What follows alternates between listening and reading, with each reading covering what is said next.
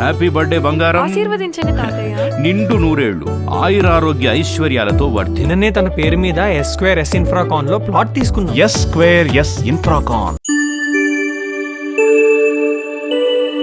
రాబోయే 100 రోజుల్లో 1,25,000 ఇల్లుని పూర్తి చేయాలని చెప్పేసి లక్ష్యాన్ని నిర్దేశించడం జరిగింది. అదేవిధంగా మిగిలిన 8,25,000 ఇళ్లని రాబోయే సంవత్సర కాలంలో పూర్తి చేయాలని చెప్పేసి కూడా మార్గనిర్దేశం చేశారని చెప్పేసి మనం చేస్తామని నేను. అంతేకాకుండా గత ప్రభుత్వం ఉద్దేశపూర్వకంగా ఎన్టీఆర్ హౌసింగ్ ద్వారా లబ్ధి పొందిన లబ్ధిదారులకి డబ్బులు పేమెంట్ ఇవ్వకోకుండా ఎగ్గొట్టిన విషయం అందరికి తెలిసిందే. 5 సంవత్సరాల నుంచి కూడా ఆ పేదవాళ్ళందరూ కూడా తీవ్ర ఇబ్బందులు పడతా ఉన్న విషయం అందరికి తెలిసిందే. ఏ ప్రభుత్వం అయినా సరే గత ప్రభుత్వం చేసిన మంచి కార్యక్రమాలని కొనసాగించాల్సిన నైతిక బాధ్యత ఉన్నప్పటికీ కూడా కేవలం కక్షపూరితంగా తెలుగుదేశం ప్రభుత్వం శాంక్షన్ చేసిన ఇల్లు కాబట్టి వాళ్ళకి ఇవ్వకూడదనే ఏకైక ఉద్దేశంతో ఇల్లు పూర్తి చేసిన వాళ్ళకు కూడా డబ్బులు ఇవ్వకోకుండా నిర్లక్ష్యం చేసిన విషయం మనందరికి తెలిసిందే. మరి ఈ రోజు ముఖ్యమంత్రి గారు వారందరికీ కూడా పేమెంట్ ఇవ్వమని చెప్పేసి ఆదేశాలు ఇవ్వడం జరిగిందని చెప్పేసి కూడా తెలియజేస్తా ఉన్నాను. అదేవిధంగా ఇప్పుడు ఏదైతే